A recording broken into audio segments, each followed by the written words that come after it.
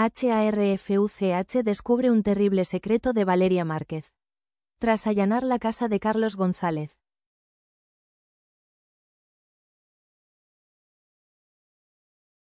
Tras la muerte de Carlos González, Harfuch hace un operativo sorpresa en la vivienda del vocalista del grupo fugitivo. Lo que salió a la luz fue algo terrible. Apenas habían pasado 3 días desde que el país quedó conmocionado con la noticia. Carlos González, vocalista de grupo fugitivo y único sobreviviente de la masacre que acabó con sus compañeros, había sido hallado sin vida en circunstancias más que sospechosas.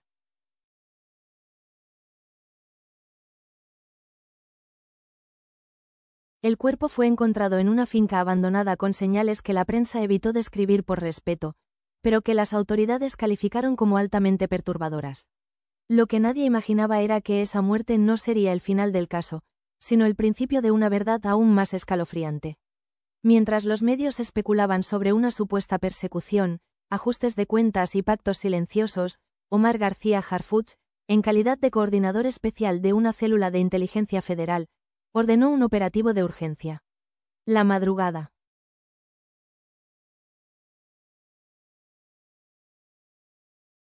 siguiente, sin previo aviso y sin alertar a prensa ni vecinos, un convoy negro sin placas rodeó la residencia personal de Carlos González, ubicada en un exclusivo fraccionamiento al sur de la Ciudad de México.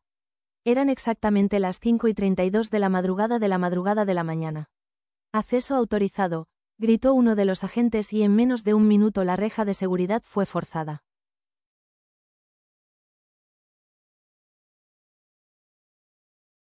Harfuch estaba presente de pie, observando cada movimiento con un rostro pétreo. Lo que sus ojos estaban por presenciar no era un simple allanamiento, era la confirmación de una cadena de sospechas que llevaban meses gestándose en silencio. La vivienda a simple vista no decía nada. Fachada blanca, jardín descuidado, una camioneta estacionada y persianas cerradas.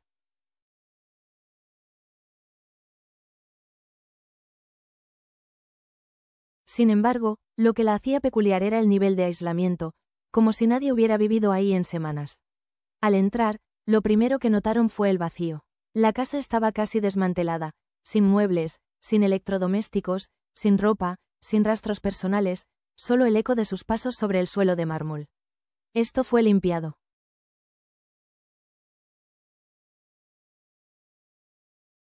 A propósito, dijo Harfuch sin apartar la mirada del salón principal. Pero había algo que los responsables de borrar la evidencia no alcanzaron a eliminar. En el pasillo que llevaba al sótano, uno de los peritos notó una marca irregular en la pared. Era una rejilla de ventilación colocada de forma extraña, casi como un adorno mal instalado.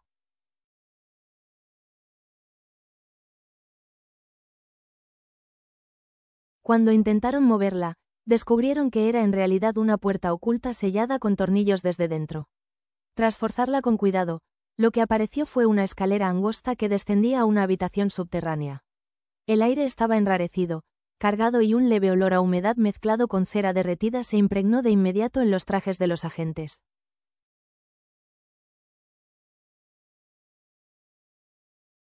Al bajar, la linterna de uno de ellos iluminó lo que parecía una especie de estudio improvisado con paneles acústicos en las paredes, equipo de grabación apagado y al centro de la habitación un altar completamente inesperado.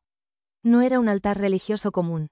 Estaba compuesto por veladoras negras, cenizas, restos de papel quemado, imágenes impresas en alta calidad.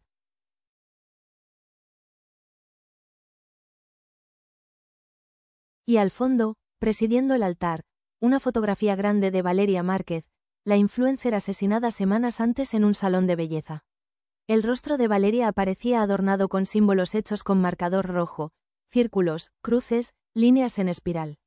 A su alrededor había otras 5 imágenes también marcadas. Algunas correspondían a miembros del grupo fugitivo ya fallecidos.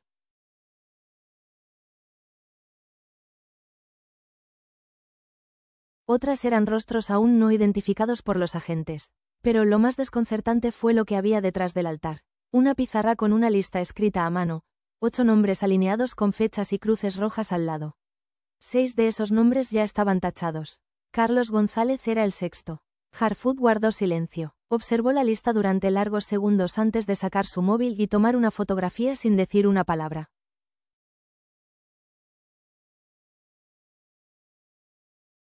Su rostro seguía sereno, pero su mirada ardía de determinación.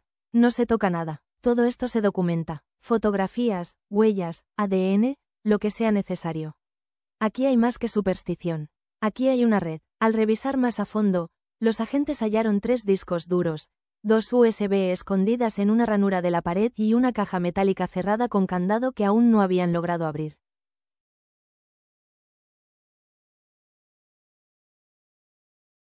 Además, bajo el altar, una libreta negra escrita con una caligrafía desordenada y temblorosa.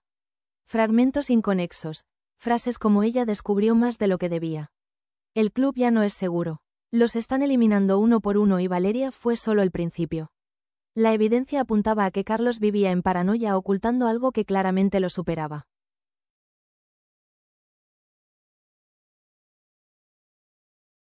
Quizá sabía que lo iban a buscar. Quizá por eso dejó esa habitación intacta o tal vez quería que lo encontraran. Afuera, los vecinos comenzaban a despertar. Algunos ya grababan con sus móviles al ver los vehículos oficiales y la entrada sellada con cinta amarilla, pero Harfuch no permitió que se filtrara ninguna imagen interna.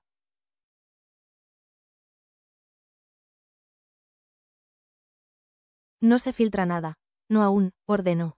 Minutos más tarde, mientras el sol comenzaba a iluminar la fachada blanca de la casa, los medios ya empezaban a especular. Operativo federal en casa del vocalista fallecido. Se confirma línea de investigación secreta. La conexión con Valeria Márquez se hace más fuerte.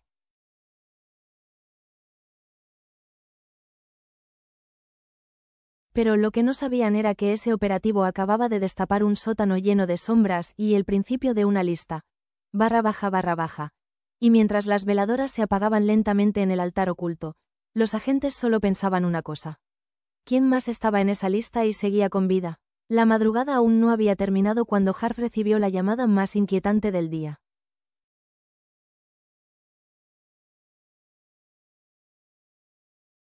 Uno de los analistas forenses del equipo especial logró descifrar parte del contenido del primer USB encontrado en el sótano. Señor, no es solo un altar. Lo que encontramos es parte de un archivo digital, un diario hablado, dijo el agente conteniendo la tensión. Carlos dejó grabaciones, muchas, y no estaban escondidas, estaban cifradas con su voz.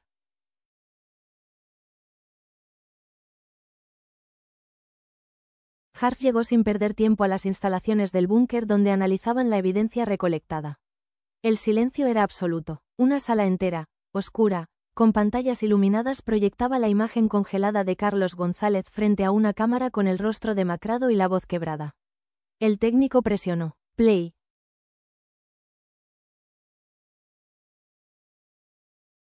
Si estás viendo esto es porque ya estoy muerto. Ya sabían que venían por mí. Me dieron tiempo, pero no suficiente. No estoy loco, no soy un santo, pero lo que te voy a decir no lo puedes ignorar. Esto empezó con Valeria Márquez. El ambiente en la sala se tornó helado. Harfuch entrecerró los ojos.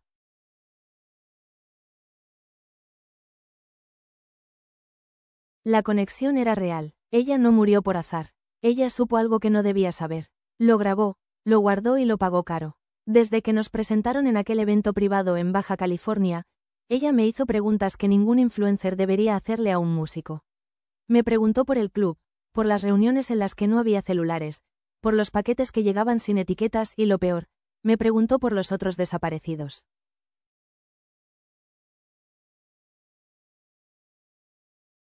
El vídeo se detuvo brevemente y el técnico explicó que eran fragmentos clips desordenados.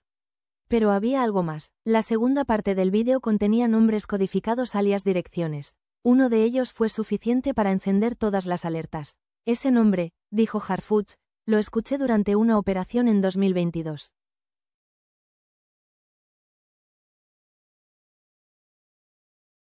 Nadie supo a quién se refería. El tigre de cristal. Carlos lo menciona. Sí, varias veces, dijo el agente. Asegura que es el que realmente mueve las piezas, incluso desde antes de la creación del grupo fugitivo. El siguiente fragmento reveló aún más. El tigre de cristal no canta, no baila, no aparece, pero está en todo. Él decide quién sube y quién desaparece.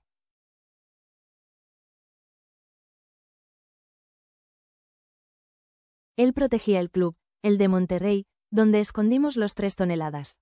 Él dijo que si hablábamos no solo nos mataban, iban a hacer que todos pensaran que fue un accidente, una sobredosis o un ajuste de cuentas. Las palabras eran claras, aquella operación secreta de la que tanto se había rumorado, el hallazgo de toneladas de sustancias ilícitas en un club aparentemente vinculado a músicos y artistas, estaba conectada con Carlos y Valeria, la joven que fue silenciada brutalmente, sabía más de lo que todos imaginaron. ¿Qué más dice?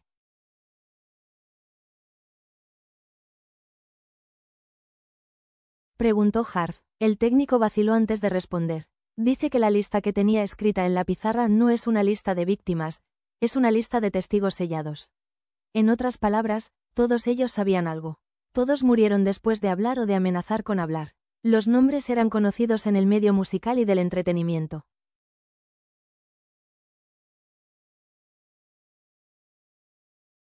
Tres de ellos habían desaparecido misteriosamente hace meses. Otros dos murieron en accidentes sin explicación clara. El patrón era obvio. Quien intentaba romper el silencio terminaba bajo tierra. Pero había dos nombres más que aún no estaban tachados. Uno de ellos era una mujer, la única que había sido captada en el funeral de Carlos por una cámara de seguridad.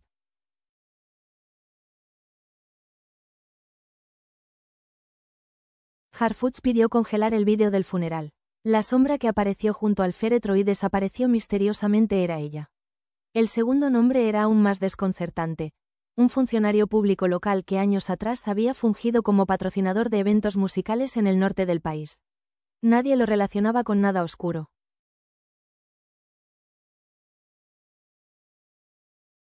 Hasta ahora Harfuch ordenó ubicar a ambos. No podía permitir que alguien más muriera. No vamos a esperar otro cuerpo.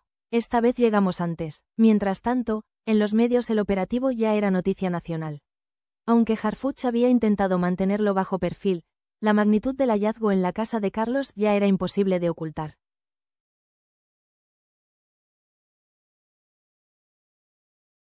Los noticieros hablaban de rituales, símbolos extraños, posible relación con el crimen organizado y vínculos con la muerte de la influencer Valeria Márquez.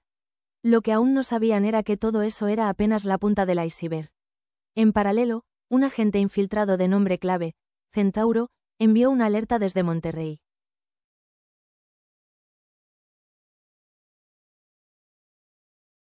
Había detectado movimiento en el club musical clausurado semanas atrás. Alguien volvió a entrar. Están limpiando, quemando documentos, sacando cajas. Harfuch solo tuvo una respuesta. Prepárense. Vamos a reventar ese lugar hoy. Pero antes, necesitaban abrir la caja metálica encontrada en el sótano. El candado no cedía con ninguna herramienta.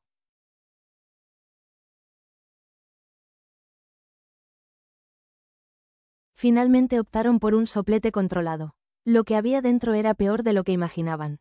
Fotos impresas de cuerpos, algunas calcinadas, otras con signos de tortura. Cada imagen tenía un número y en la tapa interior de la caja, escrita con marcador, una sola frase. Esto no es música, es un sacrificio. El silencio fue absoluto.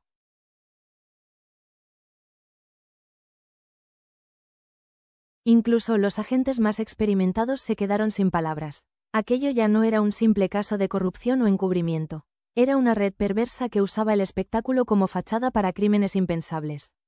Harv sabía que no podía seguir actuando solo. Iba a necesitar más que su equipo. Iba a necesitar proteger a los sobrevivientes, tener al tigre de cristal y exponer al sistema que lo cubría.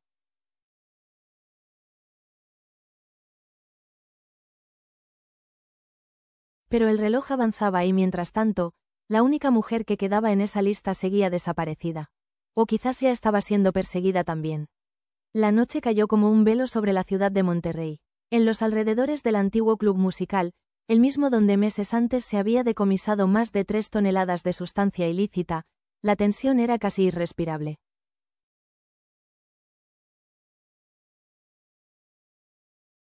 Harfuch, con el rostro endurecido por horas sin dormir, observaba el lugar desde una camioneta blindada. Tenía un presentimiento oscuro. Algo le decía que si no actuaban en ese preciso instante, la última prueba desaparecería para siempre. Vamos, ordenó por radio. Fase 3, que nadie entre ni salga. En cuestión de segundos, una docena de elementos armados ingresaron al edificio.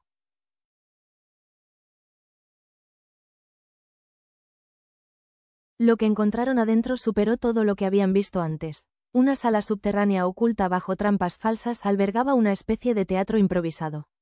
Cortinas negras, micrófonos desconectados, luces apuntando a un centro de escenario donde no había cantantes, sino sillas metálicas manchadas de algo que no era pintura.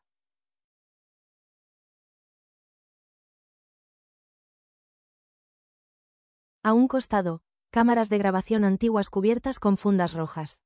En la pared, una frase pintada a mano con letras goteantes. El show de los que nunca hablaron. Harf recorrió el lugar en silencio, tomó una cámara, la encendió.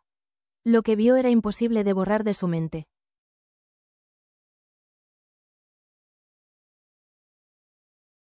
Una serie de videos mostraban a varias víctimas siendo interrogadas, forzadas a actuar antes de desaparecer.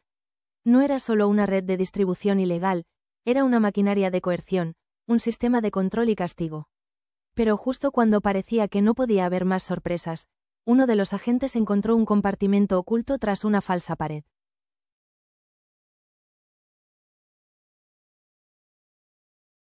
Adentro, escondida entre mantas, estaba ella, la mujer de la lista.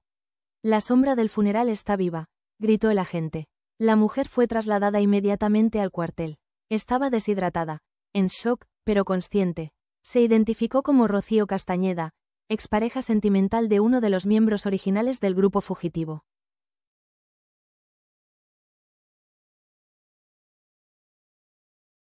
Según su testimonio, ella había sido testigo de una entrega clandestina dentro del club y desde ese día su vida cambió para siempre. Carlos me protegió, sabía que me estaban buscando, por eso me ocultó, pero ya era tarde. Lo encontraron antes. Rocío rompió en llanto al recordar la última llamada que recibió de Carlos. Me dijo, y algo me pasa.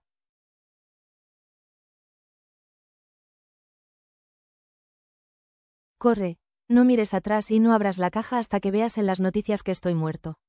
La caja que Carlos le dejó nunca fue abierta. Harfuch ordenó que se inspeccionara de inmediato. Adentro había un cuaderno de tapas negras con dibujos, notas, fechas y nombres de funcionarios, policías y artistas, todos con conexiones directas a desapariciones o muertes encubiertas.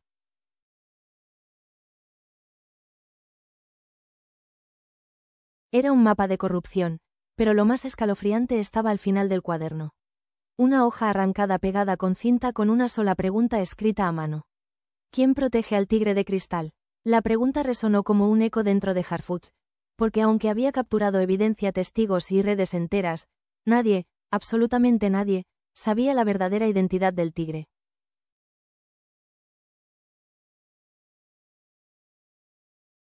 Pero Rocío, aún temblando, tenía algo más que decir. Yo lo vi una vez. Entró a una fiesta privada. No usaba máscara como los demás. Se sentó frente a Carlos. Le dijo, esto no es arte, es obediencia. Después se fue. Tenía un anillo, uno que yo solo había visto antes. En su voz se quebró en un senador.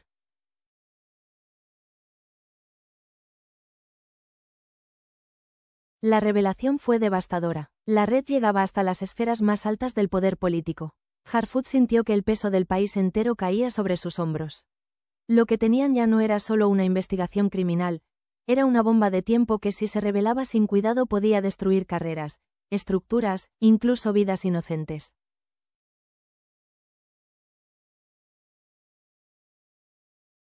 Prepárense para exponer esto, dijo mirando a su equipo. Pero también prepárense para lo que viene. Después, esa misma noche, en cadena nacional, Harfuch ofreció una conferencia. Sin dar nombres, confirmó la existencia de una red criminal que utilizaba la industria musical como fachada, vinculada con muertes como la de Valeria Márquez y Carlos González.